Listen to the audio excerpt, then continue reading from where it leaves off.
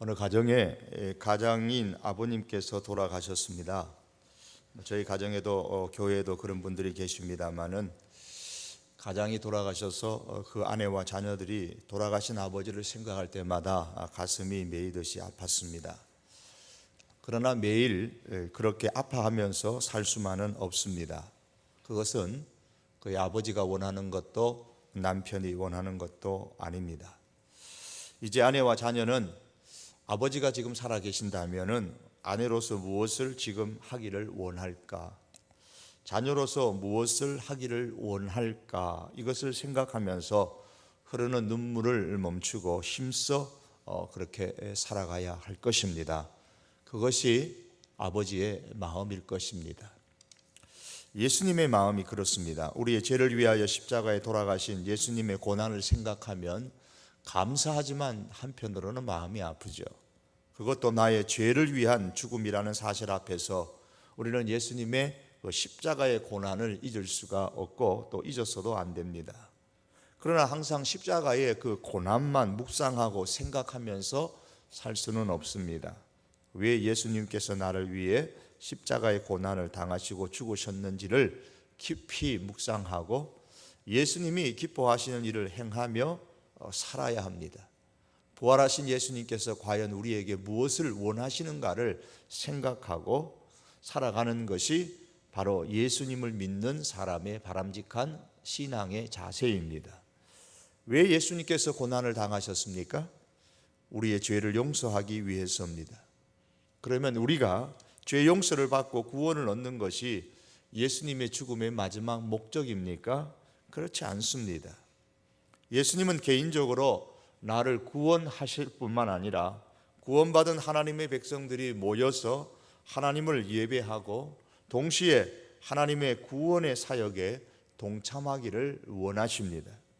이를 위해서 예수님께서 이 땅에 남기고 가신 것이 바로 교회입니다. 이 땅에 교회를 세우셨습니다. 그러므로 참으로 예수님의 고난의 의미를 살리려면 예수님의 그 부활에 동참한다면 구원받은 성도로서 우리는 교회를 세울 뿐만 아니라 건강하게 만들어야 합니다.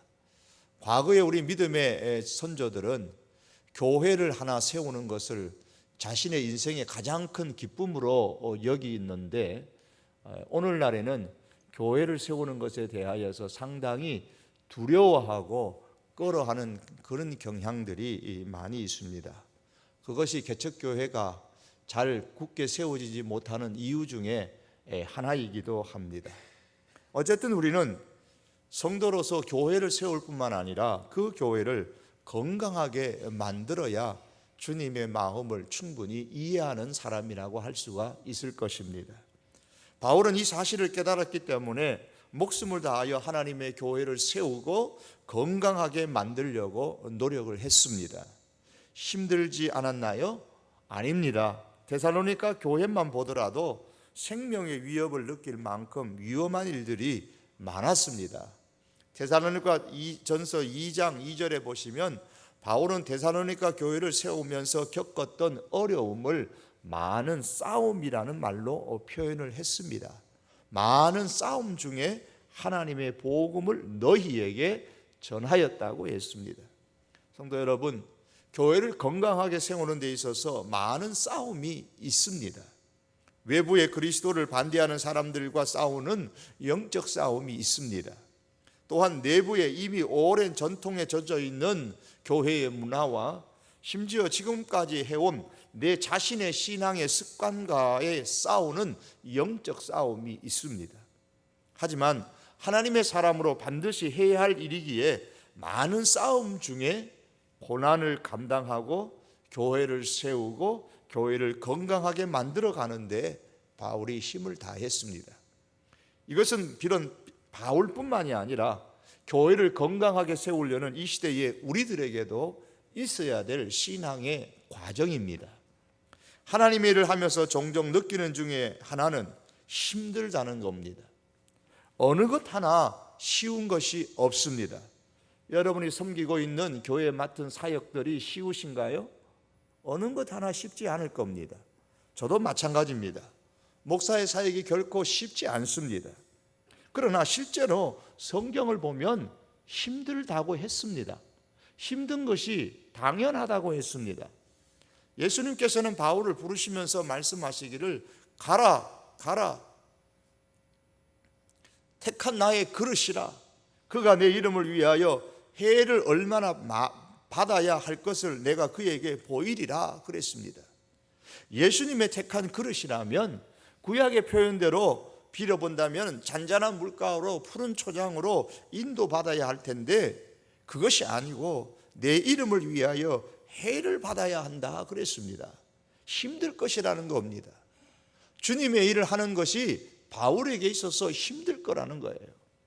하지만 우리가 오해하지 말아야 할 것은 힘든 것과 기쁘지 않은 것과는 달리 생각해야 합니다. 세상에는 힘들지만 기쁘고 행복한 일들이 있습니다. 자녀를 키우는 것이 힘들죠. 힘들지 않으신 분 계신가요? 다 힘드실 겁니다. 그 과정을 거치면서 자녀들을 다 키우셨을 것이고 지금도 늘 자녀들이 성장하고 한 가정을 이루어서 독립하여 살아가지만 그래도 늘 그 마음에 자녀들이 있는 겁니다. 하지만 힘들어도 어떻습니까? 기쁜 일입니다. 가치 있는 일입니다. 행복한 일입니다. 네팔의 지진으로 인해서 에베레스트 등반하는 사람들 중에도 죽은 사람들이 많이 있다는 이야기를 들었습니다. 지진이 아니더라도 높은 산을 올라가다가 사고를 당해 죽는 사람들이 있습니다. 그만큼 힘들다는 말입니다.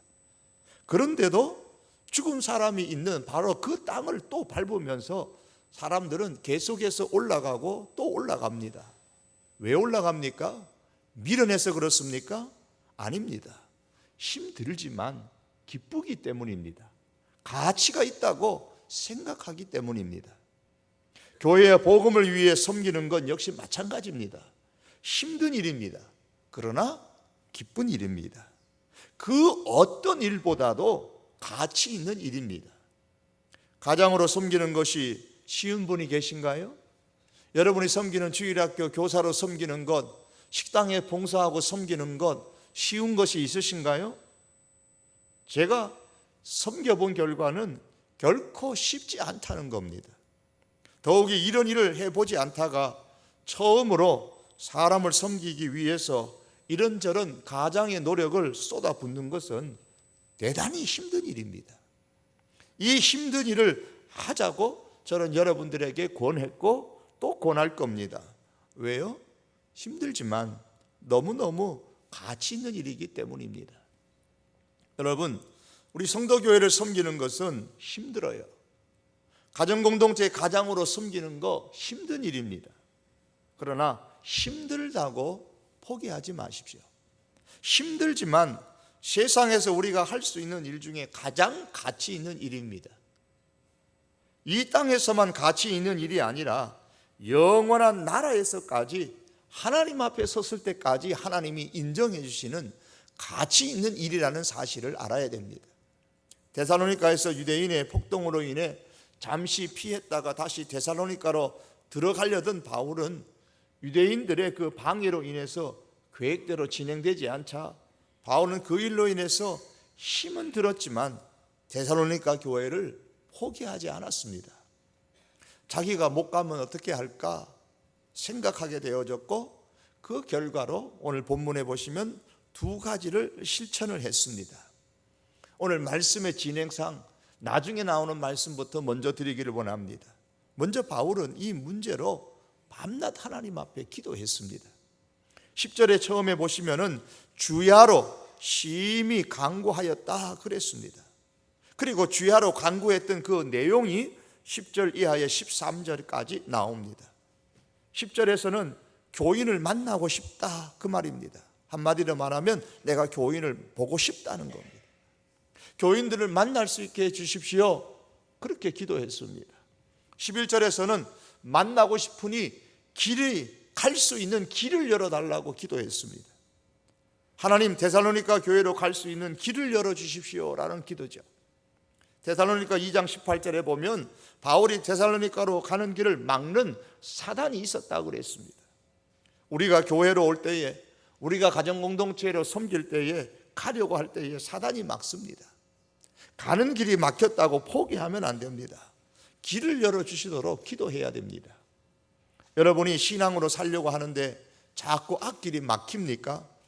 신앙으로 살려고 하는데 앞길이 막히면 그건 사단이 막는 겁니다. 신앙으로 살지 않으려는데 길이 활짝 열립니까? 그거는 하나님이 열어주신 게 아닙니다. 사단이 막을 때는 포기할 때가 아니고 길을 열어달라고 기도할 때입니다. 12절에 보면 성도들이 서로 사랑으로 넘치게 해달라는 기도를 하고 있습니다. 그리고 13절에는 마음을 굳건하게 해주시고 예수님 재림하실 때에 다 예수님 앞에 설 수 있는 사람이 되게 해달라고 기도하고 있습니다. 자기가 못 가니까, 자기가 가고 싶지만 못 가니까 바울이 이렇게 밤낮으로 하나님 앞에 기도했습니다. 바라기는 우리 성도교회에 출입하는 모든 성도들이 우리 가정공동체를 통해서 서로 사랑이 넘치고 믿음이 굳게 서서 한 번도 빠짐없이 천국에서 다 볼 수 있기를 바랍니다. 이렇게 되기 위해서 여러분 서로 기도해 주시고 서로 길이 열려져서 모여질 수 있도록 그렇게 많이 밤낮으로 우리도 기도해야 됩니다.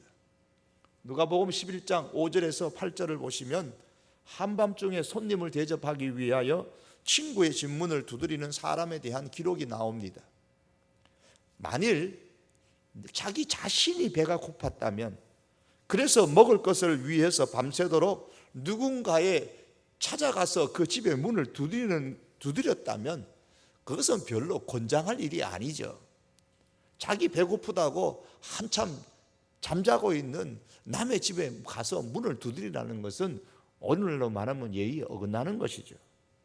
하지만 성경은 다른 사람을 먹일 빵을 얻기 위해서 밤새도록 누군가의 문을 두드리고 있었다라고 말씀하고 있습니다. 우리에게 어떤 문제가 터졌을 때에 기도하는 것은 그리 어려운 게 아닙니다. 특히 자신을 위하여 기도하는 것은 사실은 그것은 더 쉬운 거죠. 내가 어떤 심각한 마음의 상처를 받았거나 내가 어떤 큰 무거운 중병에 걸렸거나 내 가족 중에 한 사람이 병원에 입원을 했을 때에, 내 자녀가 어긋난 길로 갔을 때에, 내 자녀의 결혼을 앞두고 우리가 기도하는 것이 어렵지 않음을 경험할 수 있습니다. 여러분, 그런 상황 가운데서 여러분에게 일어났던 개개인의 문제들을 가지고 자연스럽게 기도하지 않습니까? 제가 기도하십시다 그렇게 하지 않더라도 여러분은 어떤 방편으로든 어떤 자리에서든 여러분이 갖고 있는 그 현실적인 문제를 가지고 신앙의 사람이라면 다 기도하실 겁니다. 개인적으로 어려움에 닥칠 때에만 기도하는 사람은 표현하자면 빈혈에 걸리는 것을 간신히 면할 정도로 기도 생활하는 겁니다. 그런 기도는 다 할 수 있는 거예요. 우리의 기도는 더 나아가서 하나님의 나라를 위한 기도, 복음과 교회를 위한 기도, 민족과 이 조국 땅을 위한 기도, 성도들과 가정공동체의 권속들의 필요를 위해서 기도할 수 있어야 됩니다. 다시 말하면 나 아닌 다른 대상을 두고서 하나님 앞에 기도할 수 있어야 더 수준 높은 신앙의 과정으로 나가는 겁니다. 여러분, 다른 사람을 먹일 빵을 위해서 밤새도록 누군가의 문을 두드릴 수 있으십니까? 에이, 내가 배고픈 것도 아닌데 찾아가면 예의에 어긋나는 건데 그 밤에 내 체면이 어찌 가가지고 내 먹을 것도 아닌 것 가지고 그 밤에 나아가서 남의 집 문을 두드릴 수 있나? 여러분, 그 일을 위해 기도할 수 있으십니까? 빵의 문제가 아닙니다. 그렇게 될 수 있기를 바랍니다. 여러분, 우리들은 우리 성도교회, 우리 교우들 가운데서 몇 명을 위해서 여러분 기도하고 있으십니까? 꼭 예수님을 믿어야 할 소중한 분들, VIP를 위해 포기하지 말고 힘든 중에서도 섬기면서 계속 기도할 수 있기를 바랍니다.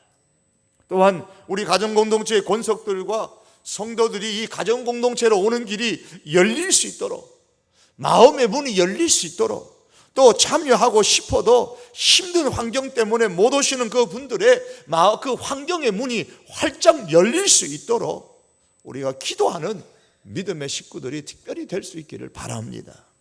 그래서 우리 성도교회가 지금보다 더 건강한 교회로 소문나는 그런 교회가 되기를 원합니다. 사단이 두려워하는 그런 가정공동체, 그런 교회로 다져지기를 원합니다. 여러분, 거미줄을 보셨습니까? 어떻습니까? 우리 성도들이 이렇게 기도의 거미줄을 촘촘하게 서로 기도함으로 기도의 거미줄을 촘촘하게 연결되어져 있어서 어떤 사단의 세력도 틈차지 못하는 건강한 교회로 함께 만들어갈 수 있기를 바랍니다. 여러분, 우리 가정공동체 권속들이 모이기를 힘들어할수록 가장은 더욱더 무릎으로 하나님 앞에 나가야 합니다. 바울이 지금 밤낮으로 기도한다 그랬습니다. 우리 가장들이 가정의 사역을 힘들어하면 할수록 저 목회자나 우리 리더들이나 혹은 우리 심지어 권속들까지도 하나님 앞에 무릎을 꿇고 나가면서 우리 가장을 하나님 힘 달라고, 감당할 수 있게 해달라고 그렇게 기도해야 됩니다. 우리 성도교회를 건강한 교회로 만들기 위해서 저와 함께 계속해서 좋은 동력자가 되고 성도교회와 성도들을 섬길 수 있기를 바랍니다. 힘들 때마다 바울이 밤낮으로 사역과 교회 성도들을 위하여 기도한 것처럼 지금 힘들어하는 우리 교회 여러 사역자들, 특별히 가장들 역시 힘든 가운데서도 건강한 가정공동체를 이루어서 우리 성도교회를 건강하게 만들기 위해서라도 우리는 기도의 자리로 부지런히 함께 동참할 수 있어야 합니다. 또한 바울은 내가 가지 못하면 어떻게 하나 그러면서 밤낮 기도를 하지만 좀 더 실제적으로 생각하는 가운데 디모데를 데살로니가로 보내고 자신은 먼저 고린도로 가기로 그렇게 결정을 했습니다. 이 내용이 이제 오늘 1절과 2절에 나옵니다. 이러므로 우리가 참다 못하여 우리만 안에 머물기를 좋게 생각하고 우리 형제 곧 그리스도의 복음을 전하는 하나님의 일꾼인 디모데를 보낸다고 했습니다.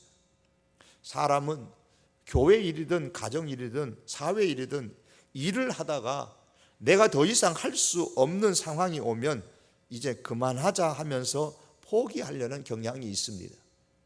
그러나 내가 더 이상 하기가 어려운 상황이 오면 포기하는 것이 아니라 그럼 이 일을 어떻게 계속 진행할 수 있을 것인가를 생각해야 합니다. 내 대신에 누가 이 일을 하면 잘할 수 있을까를 또한 생각을 해야 합니다. 그래서 함께 하나님의 일이 성취되도록 만들어 가야 합니다. 바울이 처음에는 자신이 더 이상 데살로니가 교회에 가서 섬길 수 없으니까 할 수 있는 방법을 찾다가 디모데를 내보내게 되어졌습니다.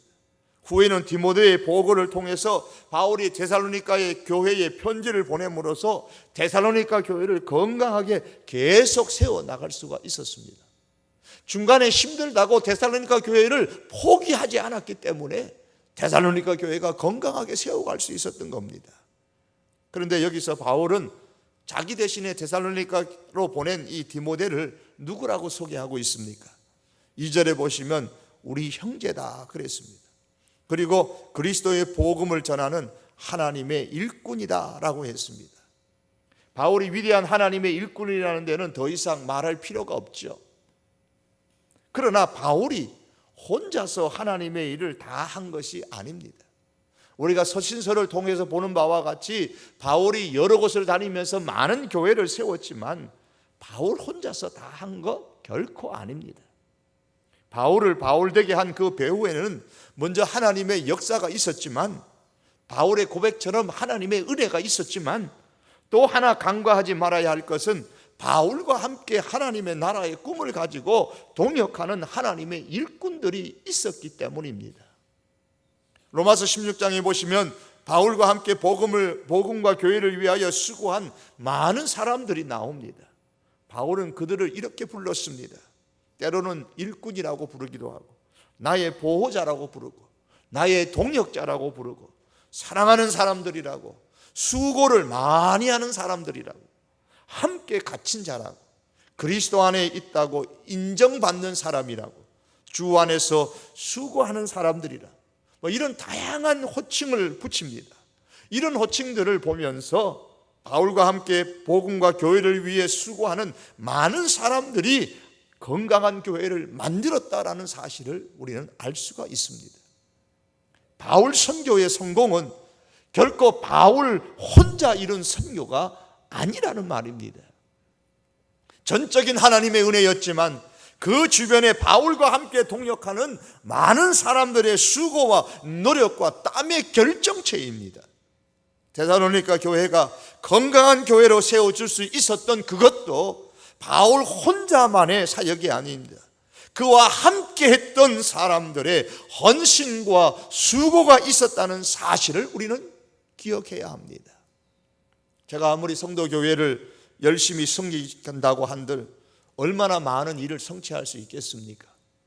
저는 성도교회에 무너진 작은 부분에 돌 하나를 다시 얹어 놓을 수 있는 역할밖에 할 수가 없습니다.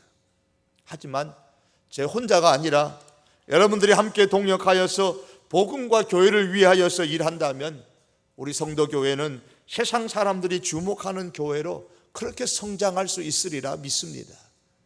여러분, 교회가 건강하려면 복음을 위하여 자신을 헌신하는 복음의 일꾼들이 많이 일어나야 합니다.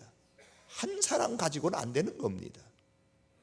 단순히 교회를 다니는 그런 교인이 아니라 주님과 복음과 교회를 위하여 헌신하는 진실한 일꾼들이 많이 일어나기를 원합니다. 이 금요일 기도에 나올 정도의 여러분이라면 함께 충분히 동역할 수 있는 분들이 아니겠까요? 바울이 디모데를 데살로니가에 보낸 이유가 무엇입니까? 3절의 말씀 보니까 두 가지 목적이 나옵니다. 너희를 굳건하게 하기 위하여, 그리고 믿음에 대해 위로하기 위하여, 그 결과 여러 환난을 당할지라도 흔들리지 않게 하려 하기 위해서라, 그렇게 말씀했습니다. 바울은 디모데를 데살로니가로 보내면서 분명한 목적이 있었습니다. 하나님의 일꾼이 세워지지 아니하면, 반대로 표현하면 믿음에 굳건하게 설 수가 없습니다. 환난을 당하게 되면 흔들리게 되는 것입니다. 그래서 바울은 믿음에 굳게 설 수 있도록 하기 위하여서 지금 디모데를 세워 보낸다고 말씀하고 있습니다. 영국의 북쪽 지방을 스코틀랜드라고 하는데, 원래 이들은 각각 다른 나라인데 합병을 해서 하나의 나라가 되었습니다. 이 스코틀랜드 중에서도 가장 위쪽에 있는 지역을 하일랜드라고 부릅니다. 이 하일랜드의 바람은 갑자기 돌풍을 일으키는 경우가 있습니다. 그래서 아마추어가 함부로 등산하는 것은 참 위험한 지역입니다. 햇살이 비치어서 잠자는 듯이 고요한 그 산이 갑자기 불어닥치는 그런 큰 폭풍에 의해서 마치 경로한 괴물처럼 바뀌는데, 그게 하일랜드 산의 특징입니다. 그런데 그런 폭풍이 일어날 때마다 약하게 뿌리를 내리고 있는 나무들이 힘없이 뿌리채 뽑혀 쓰러진 것을 그 하일랜드 가면 많이 볼 수가 있습니다. 데살로니가 성도들은 모두 새롭게 지금 믿음에 기들어선 초신자들입니다. 이들은 믿음의 토양에 깊이 뿌리를 내리고 있지 못하기 때문에 환난 가운데 언제 뿌리가 뽑힐지 알지 못합니다. 이것이 바울의 마음입니다. 그래서 바울은 자신이 가야겠는데 갈 수 없기에 디모데를 보내어서 그들을 말씀으로 양육하고 믿음에 굳게 서도록 만들어 건강한 교회를 세우고 싶었던 겁니다. 사랑하는 성도 여러분, 제가 말씀을 가지고 가르침으로써 여러분들이 믿음에 굳게 서도록 하는 것은 저의 사명입니다. 또한 이 강단에서 말씀을 증거하지만 개개인적으로 여러분의 가정에 다 찾아가서 늘 그렇게 할 수 없습니다. 그래서 교회는 가장이라는 믿음의 일꾼을 세웁니다. 저와 함께 동역하면서 같은 역할을, 말씀을 가지고 서로 격려하고 위로할 수 있는 그런 분들을, 일꾼들을 세웠습니다. 우리는 그분들을 교회에서 가장이라고 부릅니다. 가정공동체의 가장은 권속들의 믿음이 굳게 서서 흔들리지 않도록 하는 데에 힘을 써야 합니다. 믿음에 굳게 서서 흔들리지 않도록 하려면 함께 놀아주는 것만 가지고는 부족합니다. 하나님의 말씀으로 서로 삶을 나누는 데에 힘을 써야 합니다. 모여서 그냥 세상 돌아가는 이야기만 하고 흩어진다면 권속들은 결코 믿음에 굳게 설 수가 없습니다. 믿음에 굳게 서게 만드는 것은 그냥 세상 돌아가는 이야기가 아니고 세상 돌아가는 정치나 경제 이야기가 아니고 하나님의 말씀입니다. 그러므로 말씀을 가지고 서로 삶을 나누셔야 합니다. 세상 사는 이야기를 때로 하면서 그 속에 마지막은 항상 말씀이 기초가 되어져야 된다는 겁니다. 말씀으로 세상 사는 이야기를 하고 말씀으로 마무리를 하여야 우리의 믿음이 굳게 설 수가 있습니다. 또한 바울은 교회 하나님의 일꾼을 세우는 목적을 믿음에 대해 위로하기 위함이라고 말씀했습니다. 세상에 흔들리지 않는 믿음의 사람이 되는 데에는 하나님의 말씀이 있어야 합니다. 그러나 그뿐만이 아니라 사람의 위로도 있어야 합니다.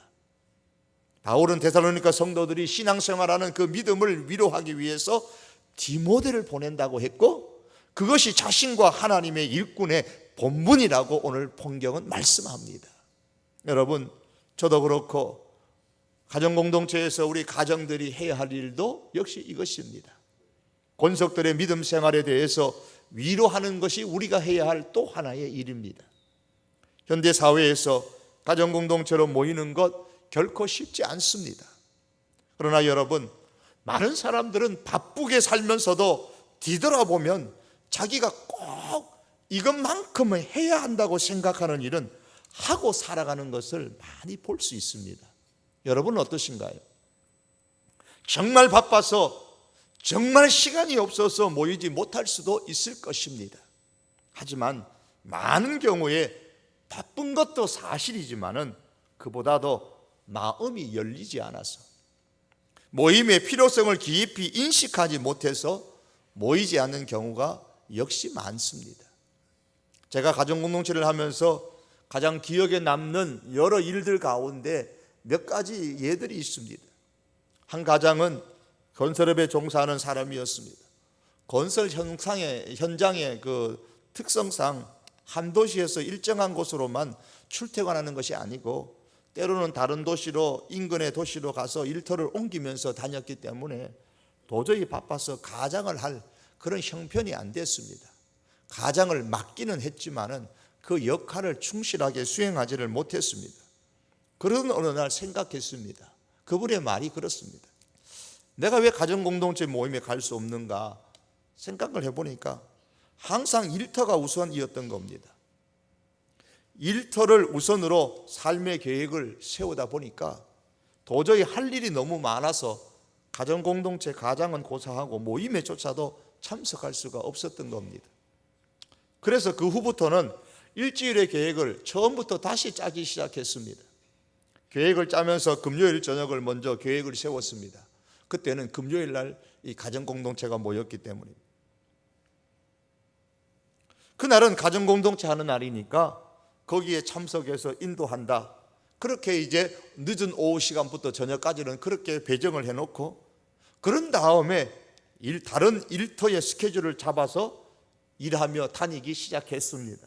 그랬더니 생각과는 달리 그런 계획대로 일이 되어 가더라는 겁니다. 그분의 이야기가 그렇습니다. 또한 다른 가장은 참 열심히 하는 가장의 역할을 감당했는데 본인의 의사와 상관없이 직장을 그만두게 됐습니다. 제가 참 난감했습니다. 저렇게 열심히 일하는 가장이면 그 직장에서도 일이 잘 되고 승진되고 좀 가정이 편안해져야 교인들이 볼 때도 야, 참 가장을 열심히 하니까 저렇게 하나님께서 은혜를 주시고 축복을 주시는구나 그럴 텐데, 가장은 참 모범적으로 열심히 하시는데 그냥 본인 의사와 상관없이 직장을 그만둬야 될 형편이었습니다. 직장을 그만두게 되니까 갑자기 수입이 끊기죠. 할 수 없이 그 아내도 직업전선에 뛰어들기 시작을 했고, 그 가장도 이제 이런저런 일정치 않는 그런 일들을 하게 되어졌습니다. 때로는 투잡을 뛰면서 그렇게 일정하지 않은 일들을 하면서 고생을 했습니다. 제 생각에는 그랬습니다. 이런 경우에는 더 이상 가장을 할 수가 없겠구나, 그렇게 생각하고 제가 찾아갔습니다. 가정공동체를 다른 사람에게 맡기는 것이 어떻겠느냐고 조심스럽게 물어보았습니다. 의논을 했습니다. 그랬더니 그 가장의 말씀이, 목사님, 이 상황에서 제가 가장마저 그만두면 제가 너무너무 힘들 것 같습니다. 이제 가정공동체의 가장은 제게 짐이 아니라 기쁨입니다. 그런데 이 기쁜 일을 제가 그만두면 이 힘든 상황에서 제가 어떻게 삶을 감당할 수 있겠습니까? 오히려 그분이 그렇게 말하는 겁니다. 물론 그분은 계속해서 가장의 역할을 잘 감당하셨고, 그리고 그 가정의 사역들을 충실하게 했습니다. 이럴 때 필요한 것이 뭘까요? 그들의 믿음에 대해서 위로해 주는 겁니다. 정말 믿음으로 살려고 노력하고 애쓰는, 그의 역할을 하려고 몸부림치는 그 모습을 보면서 위로를 해주는 것이 바로 굳게 세우는 것입니다. 흔들리지 않게 만드는 겁니다. 사실 우리 성도교회에도 말씀을 다 안 하셔서 그렇지, 우리 교회 일들이니까 다 이렇게 내놓고 얘기를 못하지만은 가정공동체에서 힘들게 참여하는 분들이 많이 계신 줄 압니다. 바쁜 시간을 쪼개 참여하는 분들도 계시고, 힘든 그런 여러 가지 여건 속에서도 가정의 사역을 충실하게 감당하시는 분들도 많이 계십니다. 저뿐만 아니라 우리가 그분들의 믿음에 대해서 서로 위로하고 격려하고 그렇게 세워나갈 수 있기를 바랍니다. 교회 일이 많은 싸움을 할 정도로 힘들었지만 바울은 내 힘들어서 못하겠다 그렇게 하지 아니하고 밤낮 기도했습니다. 그리고 하나님의 일꾼을 세워 섬기게 했습니다. 그 결과 데살로니가 교회는 더 건강하게 세워졌습니다. 6절에서 9절의 말씀이 그 내용입니다. 이 내용은 데살로니가 교회로 통해서 바울이 얻은 결과이지만 거꾸로 생각하면 바울을 통해서 데살로니가 교인들이 상호간에 얻은 교회의 모습이기도 합니다.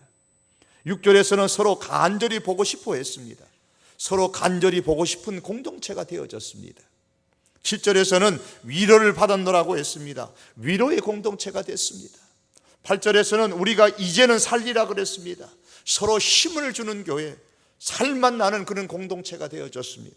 그리고 9절에서는 너희로 말미암아 모든 기쁨으로 기뻐한다 그랬습니다. 기쁨의 공동체가 되었습니다. 그리고 9절 하반절의 말씀에는 이 모든 결과로 인해 하나님께 감사함으로 나아가게 되었다 그랬습니다. 하나님을 더 사랑하는 공동체, 감사하는, 하나님께 감사하는 공동체가 되었습니다. 한마디로 교회가 더욱더 건강하게 되었다라는 겁니다. 여러분, 우리가 왜 이렇게 해야만 합니까? 힘든데 왜 우리가 하나님의 일들을 해야만 합니까? 힘든데 왜 우리가 하나님의 일꾼이 되어야 합니까? 예수님께서 나를 위해 십자가를 지셨기 때문입니다.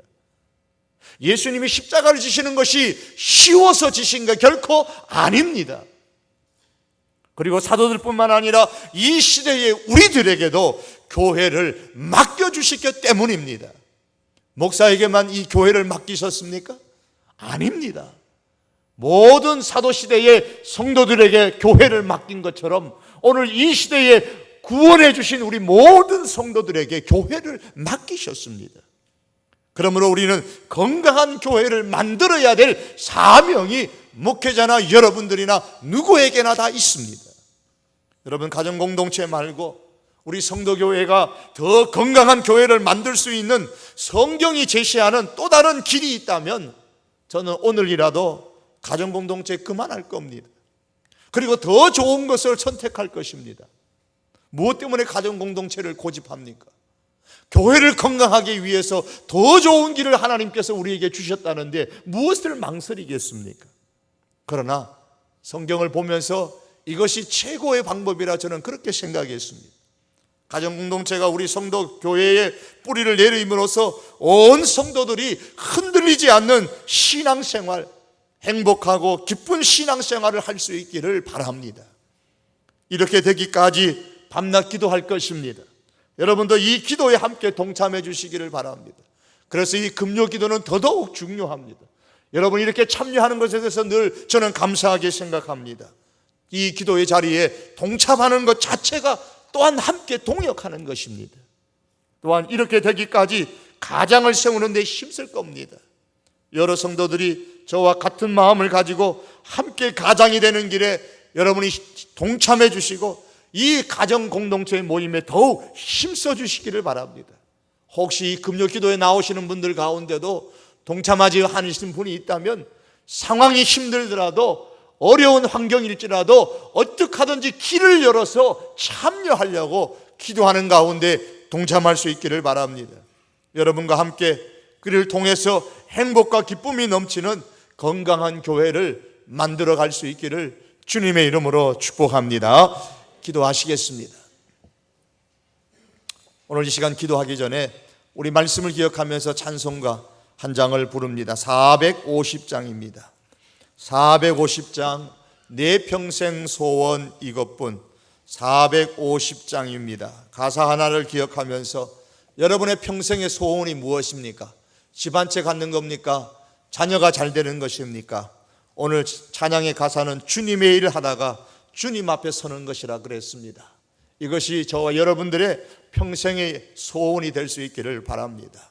꿈같이 헛된 세상 일 취할